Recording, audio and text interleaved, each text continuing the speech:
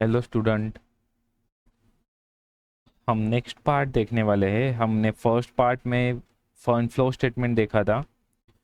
अभी हम इस वीडियो में हम कैश फ्लो स्टेटमेंट देखने वाले हैं।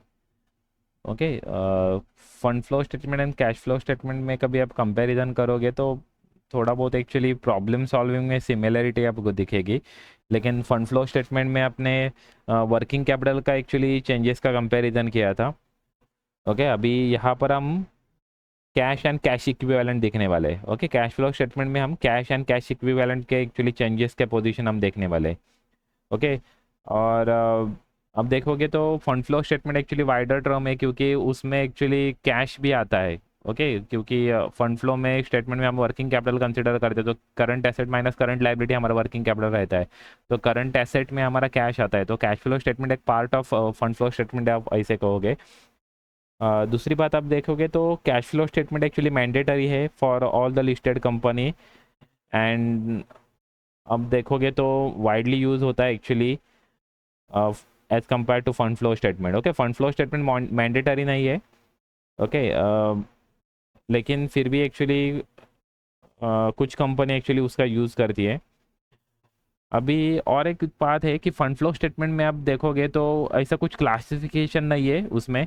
लेकिन कैश फ्लो स्टेटमेंट में आप तीन कैटेगरी में एक्चुअली आपका क्लासिफिकेशन करते हैं। Operating, financing and investing activity में आप क्लासिफिकेशन करते हैं। लेकिन फंड फ्लो स्टेटमेंट में वैसा कुछ क्लासिफिकेशन नहीं है। ओके। और यहाँ पर अभी वर्किंग कैपिटल के जो चेंजेस होंगे मतलब current asset and current liability में चेंजेस होंगे उसमें थोड़ा बहुत एक्चुअली मतलब क्या है, हम कंपेयर करेंगे कैश एंड एसेट का कंपैरिजन करेंगे, कैश एंड लाइबिलिटी का कंपैरिजन करेंगे। ओके। और फंड फ्लो स्टेटमेंट में आप क्या कर रहे थे, वर्किंग कैपिटल एंड एसेट का कंपैरिजन कर रहे थे। तो वहाँ पर एक्चुअली जब करंट एसेट जब इंक्रीज होती थी तो वर्किंग कैपिटल भी इंक्रीज होता था। लेकिन अभी जब करंट एसेट एंड कैश का जब हम कंपैरिजन करेंगे तो करंट एसेट जब इंक्रीज होगी तो हमारा कैश डिक्रीज होने वाला है। करंट एसेट जब डिक्रीज होगी तो कैश हमारा इंक्रीज होने वाला है। ओके। एंड करंट लाइबिलिटी जब इंक्रीज होगी तो हमारा कैश क्या होने वाला है, इंक्रीज होने वाला है। ओके। तो करंट लाइबिलिटी एंड कैश का डायरेक्ट रिलेशन रहेगा and current asset and cash का इन्वर्स रिलेशन रहेगा। ओके। जब कैश इंक्रीज जब करंट एसेट इंक्रीज होगी तो कैश डिक्रीज होगा, करंट लाइबिलिटी इंक्रीज होगी तो कैश भी इंक्रीज होगा। तो इस तरह से एक्चुअली डायरेक्ट रिलेशन लाइबिलिटी से रहेगा और एसेट से इन्वर्स रिलेशन रहेगा। ओके। तो ये एक्चुअली डिफरेंसेस थे fund flow statement and cash flow statement में। अभी कैश फ्लो स्टेटमेंट को और क्या चीज़ क्या बोला जाता है, ये देखो यहाँ पर स्टेटमेंट ऑफ कैश फ्लो भी ऐसे बोलते हैं, statement of cash flow. Okay.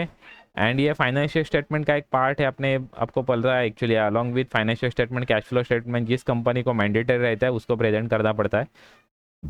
Okay. और इसमें एक्चुअली हम देखेंगे कैश एंड कैश इक्विवेलेंट। तो कैश इक्विवेलेंट मतलब क्या रहेगा एक्चुअली, जो शॉर्ट टर्म जो हमारे इन्वेस्टमेंट वगैरह रहेंगे वो भी एक्चुअली एक्चुअली कैश ही रहेंगे क्योंकि वो विद इन 3 मंथ्स में, मतलब 3 मंथ्स में वो जब लेस देन 3 मंथ्स में उसका जो रियलाइजेशन रहेगा तो वो हम कंसिडर करेंगे कैश एंड कैश इक्विवेलेंट में। कैश इक्विवेलेंट में हम कंसिडर करेंगे जिसका एक्चुअली मैच्योरिटी पीरियड 3 मंथ्स का है, अप टू 3 मंथ्स का है, तो उसको हम कंसिडर करेंगे कैश इक्विवेलेंट में। ओके। तो कैश और बैंक तो आएगा ही, कैश और बैंक बैलेंस तो आएगा ही, तो अलॉन्ग विद कैश और बैंक कैश इक्विवेलेंट भी आएगा। तो शॉर्ट टर्म जो इन्वेस्टमेंट रहेंगे वो भी हम यहाँ पर कंसिडर करेंगे, marketable investment, short term investment जिसका maturity period less than 3 months रहेगा उसको हम कंसिडर करेंगे। ओके। और जो क्लास कैश फ्लो स्टेटमेंट में हम क्लासीफाई करेंगे सभी activity, operating activity, investing activity and financing activity, ऐसे 3 एक्टिविटी में हम बाइफरकेट करेंगे सभी एक्टिविटी। और इसमें एक्चुअली रिकॉर्ड करेंगे इन्वेस्टिंग एक्टिविटी, इन्वेस्टिंग एक्टिविटी में मेंशन करेंगे फाइनेंसिंग एंड ऑपरेटिंग एक्टिविटी, ऐसे 3 एक्टिविटी में हम बाइफरकेट करेंगे। तो अभी क्या क्या आता है ऑपरेटिंग एक्टिविटी में, क्या क्या आएगा, तो ऑपरेटिंग एक्टिविटी में क्या, नॉर्मल जो हमारा बिजनेस एक्टिविटी रहता है, production activity, revenue producing activity जो रहेगा वो हम इसमें एक्चुअली कंसिडर करेंगे। ओके। तो यहाँ पर देखिए एग्जांपल्स क्या क्या रहेंगे cash flow from operating activity के, cash received from sale of goods and services, cash received from royalties, fees, commission, cash payment to employees, cash payment और refund, receipt of income tax, cash receipt and payment related to the future contract, forward contract etcetera, ऐसे जो चीज़ें रहेंगी मतलब directly related to production है वो हम सभी एक्चुअली कंसिडर करेंगे cash flow from operating activity में। अभी आपको यहाँ पर ये डायरेक्ट जब मेथड रहती है तो ये इतनी ही चीज़ें हम यूज़ करते हैं, लेकिन जब इनडायरेक्ट मेथड जब हम यूज़ करेंगे ऑपरेटिंग एक्टिविटी फाइंड आउट करने के लिए, तो उसमें एक्चुअली नॉन कैश आइटम भी हमारे कंसिडर हो जाएंगे, नॉन ऑपरेटिंग आइटम भी वहाँ पर कंसिडर हो जाएंगे। तो जब फॉर्मेट देखेंगे तभी आपको एक्चुअली पता चलेगा कि कौन सी चीज़ें वहाँ पर इंक्लूड किया जाता है cash flow from operating activity में। हम ये तीनों एक्टिविटी अलग अलग से शो करेंगे, तीनों एक्टिविटी का एक्चुअली हम टोटल करेंगे तो हमारा एक्चुअली नेट इंक्रीज और डिक्रीज इन कैश और कैश इक्विवेलेंट हमारा निकल के आ जाएगा। ओके, तो फर्स्ट हमने एक्टिविटी देख लिया है ऑपरेटिंग एक्टिविटी। ओके, अभी नेक्स्ट एक्टिविटी हम देखेंगे cash flow for investing activity. अभी इन्वेस्टिंग एक्टिविटी मतलब जो आपके पास जो फंड आया है वो कहाँ पर हमने यूटिलाइज कर दिया, कहाँ पर हमने इन्वेस्ट कर दिया, तो वो चीज़ें यहाँ पर हम सभी इंक्लूड करेंगे। ओके, तो एप्लीकेशन ऑफ कैश यहाँ पर एक्चुअली इंक्लूड होगा। तो अभी इन्वेस्टमेंट आप कहाँ पर करते हैं, तो फिक्स एसेट में आप इन्वेस्टमेंट करते हैं, लॉन्ग टर्म इन्वेस्टमेंट में आप इन्वेस्टमेंट करते हैं। ओके, तो ये सभी चीज़ें हमारी इन्वेस्टिंग एक्टिविटी में आ जाएगी। ओके, देखिए यहाँ पर देयर आर द एक्विजिशन और disposal of long term assets and other investment. Okay, not included in cash equivalent, मतलब कैश इक्विवेलेंट में छोड़कर जो भी इन्वेस्टमेंट रहेगा, अदर इन्वेस्टमेंट जो भी रहेगा वो हम यहाँ पर इंक्लूड करेंगे इन्वेस्टिंग एक्टिविटी में। मतलब लॉन्ग टर्म जो इन्वेस्टमेंट रहेगा वो यहाँ पर हम कंसिडर करेंगे। ओके, तो यहाँ पर fix asset and investment related जो भी इंफॉर्मेशन रहेगा वो हम इस एक्टिविटी में इंक्लूड करेंगे। मतलब cash payment to for purchase of fix asset, cash received from sale of fix asset, cash payment for the purchase of shares debenture, मतलब जो इन्वेस्टमेंट रहेगा वो हम शेयर्स एंड डिबेंचर का परचेस करते हैं तो दूसरे कंपनी का हम शेयर्स एंड डिबेंचर जब परचेस करते हैं तो हमारे लिए वो इन्वेस्टमेंट रहता है, हमने दूसरी कंपनी में हमने इन्वेस्टमेंट कर दिया है। ओके, तो इन्वेस्टमेंट जो रहेगा वो यहाँ पर हम कंसिडर करेंगे। Loans and advances given to third party, given to third party, taken from third party नहीं है। Okay, given to third party, हमने दूसरे पार्टी को लोन्स एंड एडवांसेस दिया है, मतलब हमारे लिए वो इन्वेस्टमेंट है। Okay, repayment of loans taken, loan given, loan जो गिवन है हमने दूसरे पार्टी को जो लोन दिया है उनका एक्चुअली उन्होंने हमें रीपेमेंट किया है, तो वो भी हम यहाँ पर कंसिडर करेंगे, इन्वेस्टिंग एक्टिविटी में हम कंसिडर करेंगे। ओके, तो यहाँ पर इन्वेस्टमेंट में क्या क्या आएगा, इन्वेस्टिंग एक्टिविटी में फिक्स एसेट और लॉन्ग टर्म इन्वेस्टमेंट का जो भी चीज़ रहेगा वो यहाँ पर आएगा। ओके, तो हम इन्वेस्टिंग एक्टिविटी में उसमें एक्चुअली उसका एक्चुअली परचेस रह सकता है, नहीं तो सेल रह सकता है, दोनों यहाँ पर इंक्लूड होगा। ओके, जब परचेस रहेगा तो हमारा कैश आउटफ्लो रहेगा, सेल रहेगा तो हमारा कैश इनफ्लो रहेगा। ओके, और लास्ट है फाइनेंसिंग एक्टिविटी, कहाँ से हमें फंड हमें मिला है, सोर्सेस ऑफ फंड यहाँ पर हम मेंशन करेंगे। तो सोर्सेस ऑफ फंड क्या रहता है, शेयर कैपिटल रहता है, डिबेंचर्स रहता है, ओके, लोन फ्रॉम बैंक्स रहता है, ये सभी चीज़ें यहाँ पर एक्चुअली फाइनेंसिंग एक्टिविटी में आएगी। हमें फंड कहाँ कहाँ से रिसीव हुआ है ये सभी चीज़ें हम यहाँ पर मेंशन करेंगे। लॉन्ग टर्म फंड यहाँ पर हम मेंशन करेंगे।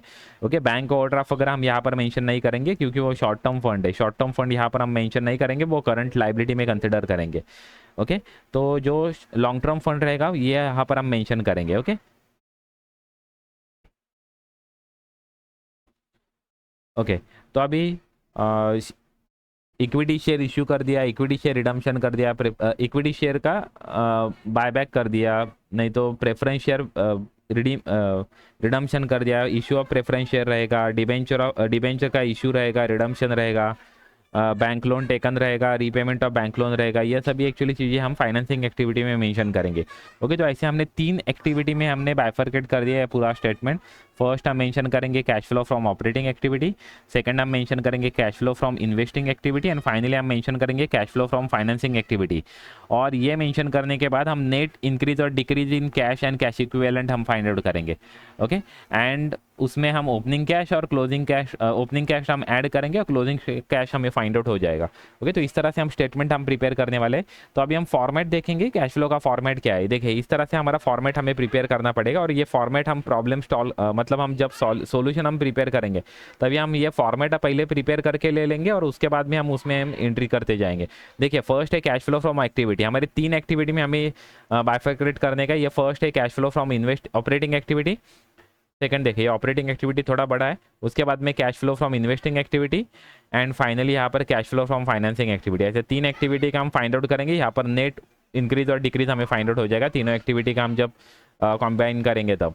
ओके उसमें हम ओपनिंग कैश मेंशन करेंगे और क्लोजिंग कैश हमारा बैलेंसिंग अमाउंट रहेगा, ये हमारा क्लोजिंग कैश हमारे फाइंड आउट हो जाएगा।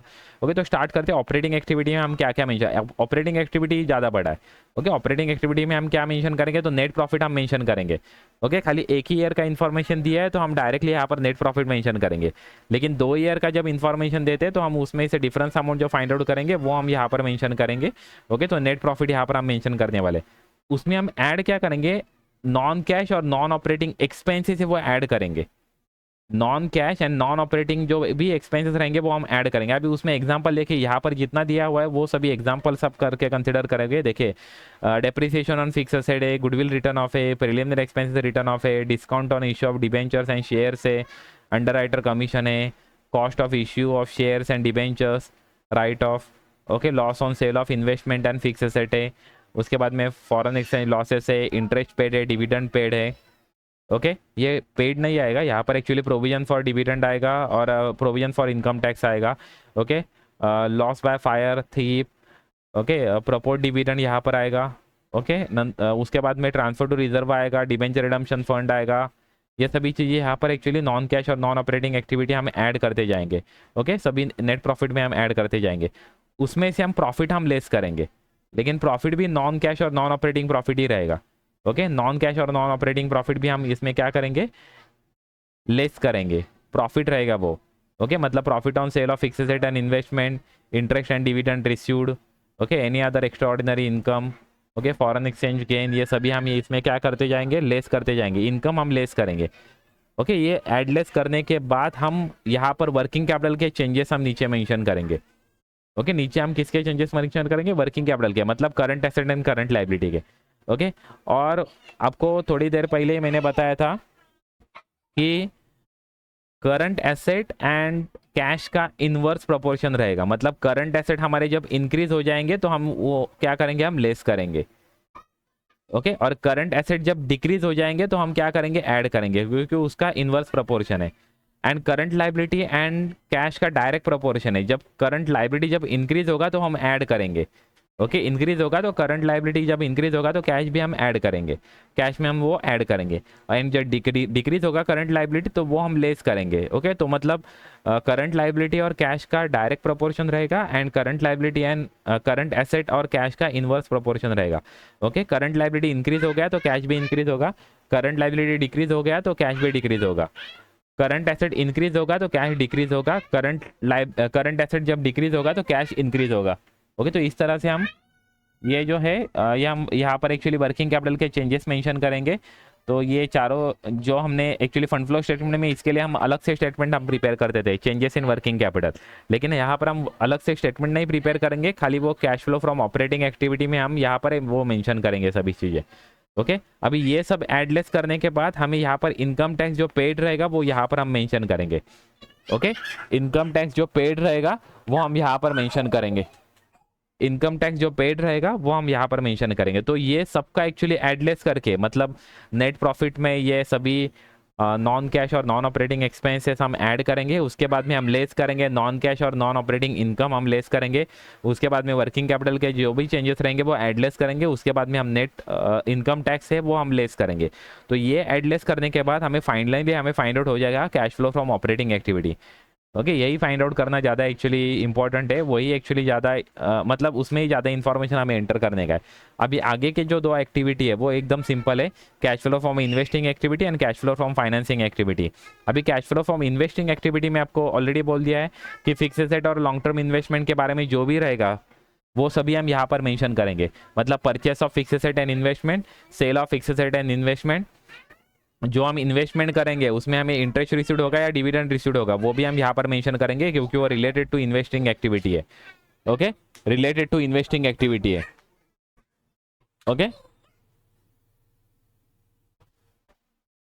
उसके बाद में हम फाइनली हम ये देखिए इन्वेस्टिंग एक्टिविटी में इतना ही आएगा, परचेस और sale of investment, sale dividend received, interest received, क्योंकि डिविडेंड एंड इंटरेस्ट हमें इन्वेस्टमेंट में मिलने वाला है। ओके तो वो रिसीव्ड होने वाला है वो यहाँ पर आएगा, और जो पेड रहेगा वो फाइनेंसिंग एक्टिविटी में रहेगा, क्योंकि पेड हम कब करते हैं, जब हम लोन टेकन ओवर करते हैं, मतलब फाइनेंस हम रेज करते हैं, जो लोन टेकन ओवर करते हैं तो हम उस पर हम इंटरेस्ट हम पेमेंट करते हैं, तो इसकी वजह से इंटरेस्ट पेमेंट।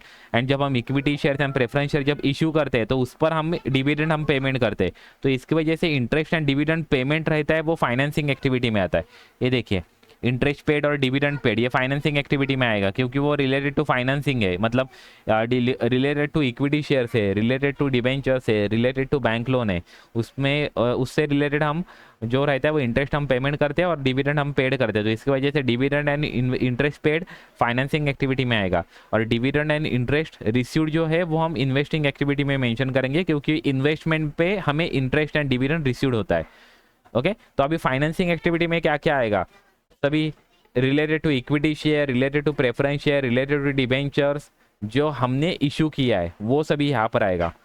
ओके, उसके बाद में लॉन्ग टर्म बोरोइंग हमने रेज किया है, मतलब बैंक से हमने लॉन्ग टर्म बोरोइंग लिया है, नहीं तो फाइनेंशियल इंस्टीट्यूशन से लिया है, वो सभी हम यहाँ पर मेंशन करेंगे। ओके, उसका रीपेमेंट भी यहाँ पर मेंशन करेंगे, मतलब प्रेफरेंस शेयर डिबेंचर का रिडम्पशन भी यहाँ पर मेंशन करेंगे हम। ओके, मतलब issue and redemption. Okay, long term loan taken and repayment ये सभी यहाँ पर इंक्लूड होगा, और interest paid and dividend paid भी यहाँ पर आएगा। तो फाइनेंसिंग एक्टिविटी में उतना आएगा, equity share, preference share, debentures, bank loan के बारे में सभी इंफॉर्मेशन हम यहाँ पर हम ट्रांसफर करने वाले फाइनेंसिंग एक्टिविटी में। ओके, अब ये तीनों एक्टिविटी कौन सा, यहाँ पर ऑपरेटिंग एक्टिविटी है, ये दूसरा फाइनेंसिंग एक्टिविटी है, और ये तीसरा नीचे हमारा यहाँ पर फाइनेंसिंग एक्टिविटी, वो ऊपर इन्वेस्टिंग एक्टिविटी और यहाँ पर फाइनेंसिंग एक्टिविटी आएगी। ये तीनों को टोटल करेंगे तो यहाँ पर नेट इंक्रीज और decrease in cash find out हो जाएगा, नेट इंक्रीज और डिक्रीज इन कैश यहाँ पर फाइंड आउट हो जाएगा। उसमें हम ओपनिंग कैश और कैश इक्विवेलेंट हम ऐड करेंगे, हमें क्लोजिंग बैलेंस ये फाइंड आउट हो जाएगा, ये ऑटोमेटिकली हमारा फाइंड आउट हो जाएगा। ओके, तो ये हमारा कभी हमारा ये ऑटोमेटिकली कभी राइट फाइंड आउट होता है, तो हमने जो प्रॉब्लम जो सॉल्व किया वो करेक्ट है। ओके, तो इस तरह से हम एक्चुअली कैश फ्लो स्टेटमेंट, ये इनडायरेक्ट मेथड है। ये एक और बात ध्यान रखना कि ये जो पूरा फॉर्मेट है ये इनडायरेक्ट मेथड वाला फॉर्मेट है। ओके, वो इनडायरेक्ट मेथड खाली ऑपरेटिंग एक्टिविटी के लिए रहेगा, डायरेक्ट एंड इनडायरेक्ट जो भी मेथड है वो ऑपरेटिंग एक्टिविटी के लिए, फाइनेंसिंग एंड इन्वेस्टिंग एक्टिविटी सभी सिचुएशन में सेम ही रहेगा, उसमें कुछ चेंजेस नहीं रहेगा। ओके, तो हम देखिए अभी इसके बाद हम प्रॉब्लम्स एक्चुअली देखने वाले, सिंपल प्रॉब्लम से हम स्टार्ट करेंगे। ओके, थोड़े डिफिकल्ट प्रॉब्लम तक हम जाएंगे, एक्चुअली थोड़ा सा पहले सिंपल प्रॉब्लम लेंगे, डायरेक्ट मेथड के भी प्रॉब्लम सॉल्व करेंगे, इनडायरेक्ट मेथड के भी हम प्रॉब्लम सॉल्व करने वाले। तो अभी हम प्रॉब्लम्स हम स्टार्ट करेंगे। ओके, ये प्रॉब्लम से हम स्टार्ट करने वाले।